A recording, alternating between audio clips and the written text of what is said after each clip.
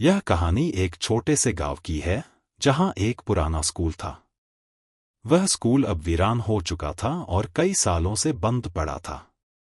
लोग कहते थे कि उस स्कूल में एक भूत का बच्चा रहता है। गांव के बच्चे कभी उस स्कूल के पास भी नहीं जाते थे, क्योंकि सभी को बताया गया था कि जो भी उस स्कूल में गया वह फिर कभी वापस नहीं आया। लेकिन एक दिन गांव में एक नया लड़का आया जिसका नाम रवि था। रवि को इन कहानियों पर यकीन नहीं था।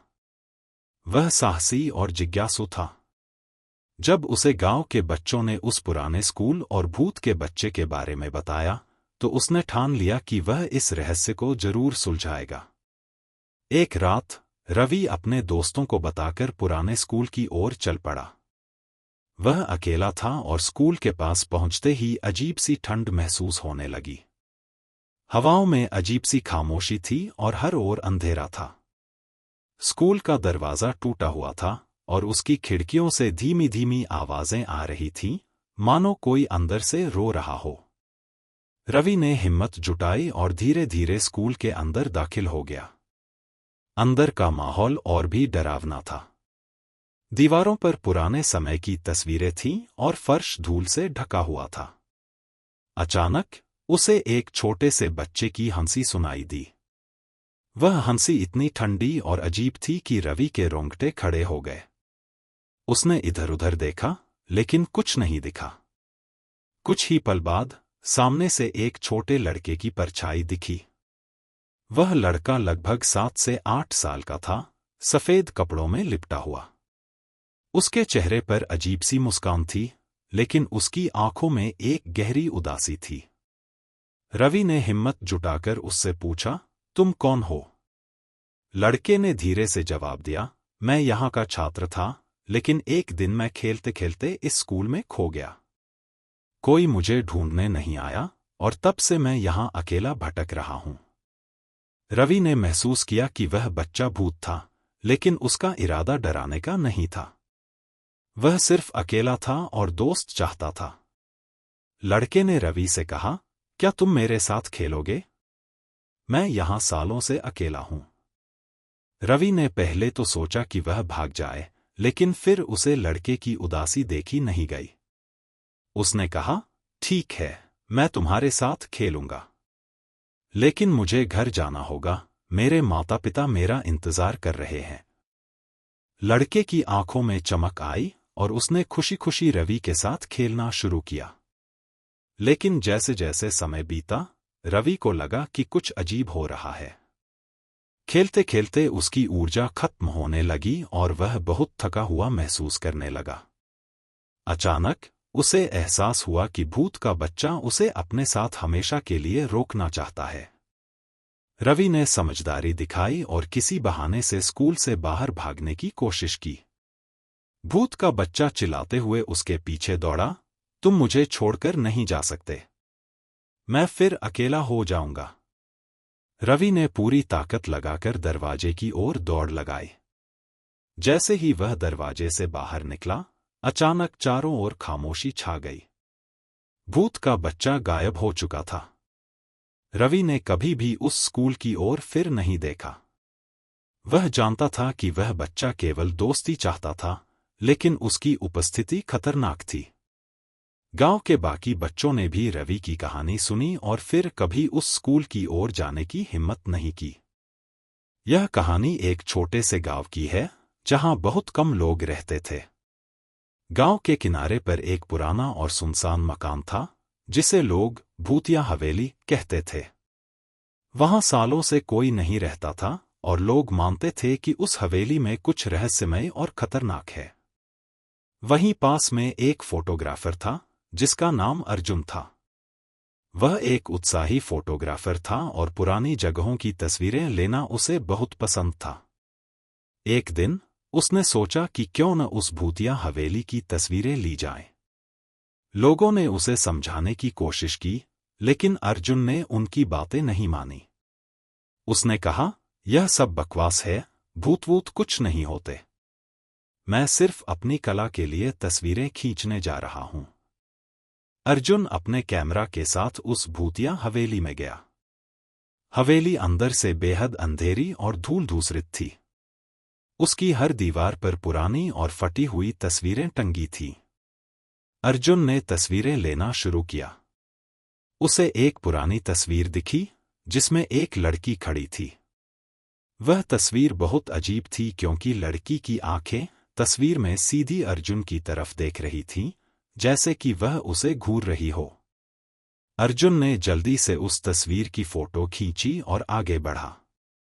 कुछ समय बाद जब वह घर लौट रहा था, उसे ऐसा महसूस होने लगा कि कोई उसका पीछा कर रहा है। उसने पीछे मुड़कर देखा, लेकिन वहां कोई नहीं था। उसने इसे अपना वहम समझा और घर चला गया। रात को जब अर्जुन अपने कमरे में बैठकर तस्वीरें देख रहा था, तभी कुछ अजीब घटने लगा। उसकी खींची गई तस्वीरों में से वही लड़की की तस्वीर बार बार स्क्रीन पर आ रही थी और हर बार उसकी आंखें और ज्यादा डरावनी और खून से सनी लग रही थी। अर्जुन ने घबराकर कैमरा बंद किया, लेकिन कैमरे से एक अजीब सी आवाज आने लगी, जैसे कोई उसमें से निकलने की कोशिश कर रहा हो।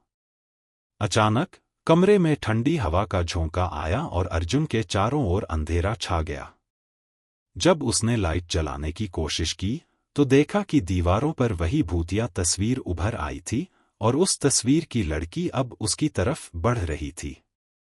अर्जुन डर से कांपने लगा।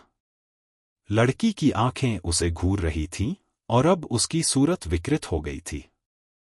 अचानक अर्जुन को लगा कि वह तस्वीर से निकलकर उसकी ओर आ रही है। उसने चिल्लाकर भागने की कोशिश की, लेकिन उसके शरीर ने मानो काम करना बंद कर दिया हो।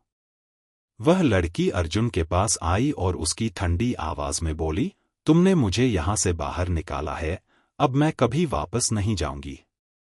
अर्जुन की चीख गांव तक सुनाई दी, लेकिन जब गांव वाले उसके घर पहुंचे, तो अर्जुन वहां नहीं था। उसके कैमरे में आखिरी तस्वीर वही लड़की थी, लेकिन इस बार अर्जुन भी उसके साथ तस्वीर में कैद था।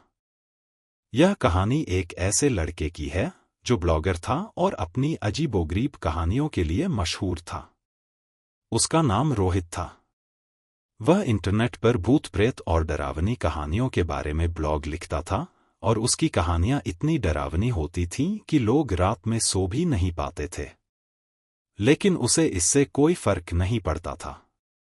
उसे तो बस अपने ब्लॉग की लोकप्रियता चाहिए थी।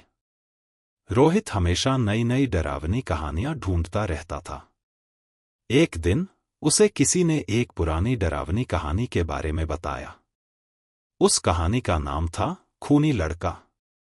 कहानी के अनुसार यह लड़का सालों पहले अपने गांव में किसी रहस्यमयी तरीके से मारा गया था और तब से उसकी आत्मा हर उस व्यक्ति के पीछे पड़ी रहती थी जो उसके बारे में जानने की कोशिश करता था। रोहित को यह कहानी बहुत दिलचस्प लगी। उसने सोचा कि अगर वह इस पर एक ब्लॉग लिखेगा तो उसके ब्लॉग की लोकप्रियता और भी बढ़ जाएगी। लेकिन लोगों ने उसे चेतावनी दी, उस कहानी के पीछे मत जाओ। उस लड़के की आत्मा आज भी लोगों को नुकसान पहुंचा सकती है। पर रोहित को किसी की बात पर विश्वास नहीं था। उसने अपनी जिज्ञासा के चलते उस खूनी लड़के की खोज शुरू कर दी। उसने रातों रात गांव के बुजुर्गों से बात की, पुराने रिकॉर्ड्स खंगाले और यहां तक कि उस लड़के की कब्र तक जाकर उसकी तस्वीरें ली। जब उसने सारी जानकारी इकट्ठा कर ली, तो वह देर रात अपने कमरे में बैठकर ब्लॉग लिखने लगा। जैसे जैसे वह कहानी लिखता गया, अजीब चीजें होने लगीं।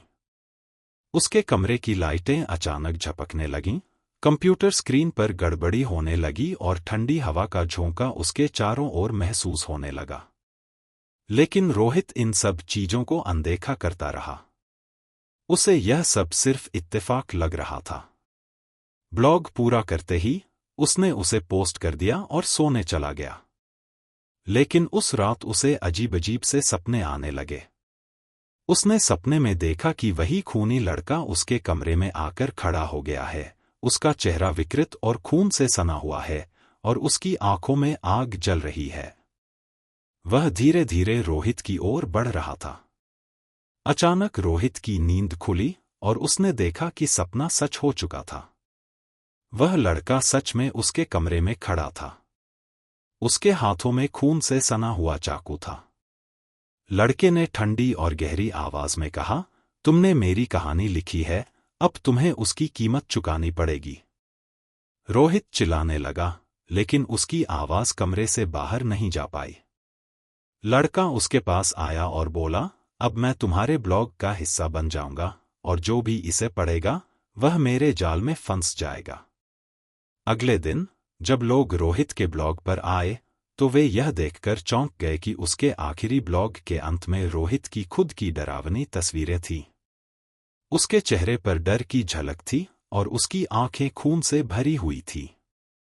उसके बाद जो भी उस ब्लॉग को पढ़ता उसके साथ अजीब घटनाएं घटने लगती।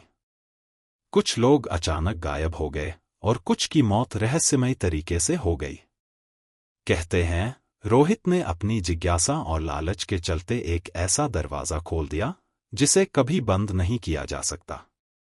उसका ब्लॉग आज भी इंटरनेट पर मौजूद है, लेकिन जो भी उसे पढ़ने की कोशिश करता है उसकी जिंदगी में अजीब और खौफनाक घटनाएं शुरू हो जाती हैं। लोग अब उस ब्लॉग को खूनी ब्लॉग कहते हैं और यह सलाह देते हैं कि अगर आप अपनी जिंदगी से प्यार करते हैं तो उस ब्लॉग को कभी मत पढ़िए। यह कहानी एक छोटे से गांव की है जहां एक पुराना और डरावना कुआं था जिसे लोग मौत का कुआं कहते थे। यह कुआं गांव के एक सुनसान हिस्से में स्थित था और कोई भी व्यक्ति वहां जाने की हिम्मत नहीं करता था। ऐसा कहा जाता था कि जो भी उस कुएं के पास गया वह कभी वापस नहीं आया। गांव के बुजुर्ग बताते थे कि सालों पहले इस कुएं में एक औरत ने छलांग लगाकर आत्महत्या कर ली थी। वह औरत गांव के साहूकार की बेटी थी जिसे उसके पिता ने किसी और से शादी करने के लिए मजबूर किया था, जबकि वह एक गरीब लड़के से प्यार करती थी। उसने समाज के बंधनों से तंग आकर खुद को उस कुएं में झोंक दिया। कहते हैं उसकी आत्मा आज भी कुएं के अंदर कैद है और जो भी उसकी मदद करने या कुएं के पास जाने की कोशिश करता है वह उसकी आत्मा का शिकार हो जाता है। गांव के लोग इस कहानी पर यकीन करते थे और कुएं के आसपास जाने से डरते थे। लेकिन गांव में 3 दोस्त थे, अमित, रोहन और सनी, जिन्हें इन बातों पर विश्वास नहीं था। उन्हें हर जगह रोमांच ढूंढने की आदत थी और डरावनी जगहों पर जाने का शौक था। एक दिन उन तीनों ने ठान लिया कि वे मौत के कुएं की सच्चाई का पता लगाएंगे। वे रात के समय गांव के उस सुनसान इलाके में पहुंचे जहां वह कुआं था। कुएं के चारों ओर एक घना अंधेरा फैला हुआ था और वातावरण में एक अजीब सी ठंडक थी। हवा की हल्की हल्की आवाज मानो किसी के धीमे रोने की गूंज दे रही थी। जैसे ही वे कुएं के पास पहुंचे, सनी ने मजाक में कहा, यहां कुछ भी नहीं है, ये सब बेकार की बातें हैं। हम लोगों को डराने के लिए ऐसी कहानियां बनाते हैं। लेकिन अचानक कुएं के अंदर से एक औरत की चीखने की आवाज आई। वे तीनों डर गए और एक दूसरे की ओर देखने लगे। अमित ने हिम्मत करके कुएं में झांक कर देखा। उसे कुएं के अंदर एक परछाई दिखी जो धीरे धीरे ऊपर आ रही थी। वह परछाई एक औरत की थी जिसका चेहरा विकृत और भयानक था। उसकी आंखें लाल थीं और उसके बाल बिखरे हुए थे। उसने अचानक अमित की तरफ अपना हाथ बढ़ाया और खींचने की कोशिश की। अमित ने चिल्लाकर अपने दोस्तों से मदद मांगी, लेकिन तभी कुएं के चारों ओर एक अजीब सी धुंध फैल गई। वे तीनों भागने की कोशिश करने लगे, लेकिन उनके पैर जैसे जमीन में धंस गए थे। उस औरत की आत्मा अब उनके चारों ओर घूमने लगी थी और उसकी ठंडी आवाज में गूंज रही थी, तुम सबने मुझे परेशान किया है, अब तुम्हें इसकी कीमत चुकानी पड़ेगी। अचानक रोहन ने अपनी जेब से एक चाकू निकाला और कुएं के पास एक पेड़ की टहनी काटने की कोशिश की ताकि वे उसे रस्सी की तरह इस्तेमाल कर सकें और भाग सकें। लेकिन जैसे ही उसने टहनी काटी, कुएं से एक जोरदार चीख निकली और चारों ओर का वातावरण और भी भयानक हो गया। अब तीनों को यकीन हो गया कि यह कोई सामान्य जगह नहीं है। वे किसी तरह वहां से भागने में सफल हो गए, लेकिन इस घटना के बाद सब कुछ बदल गया। अमित और रोहन ठीक नहीं थे। रात के समय उन्हें अजीब अजीब सपने आते, जिसमें वही औरत उन्हें पुकारती थी। कुछ दिनों बाद अमित अचानक गायब हो गया और रोहन की भी रहस्यमय मौत हो गई। सनी, जो अकेला बचा था, गांव छोड़कर कहीं दूर चला गया। लेकिन उसके मन में हमेशा एक डर था कि वह औरत की आत्मा कभी न कभी उसे ढूंढ लेगी। कहते हैं, उस दिन के बाद से मौत का कुआं और भी खतरनाक हो गया। अब कोई भी वहां जाने की हिम्मत नहीं करता। गांव वाले मानते हैं कि उस कुएं में जो भी आत्मा है, वह अब और भी शक्तिशाली हो चुकी है और किसी भी अजनबी को बख्शती नहीं।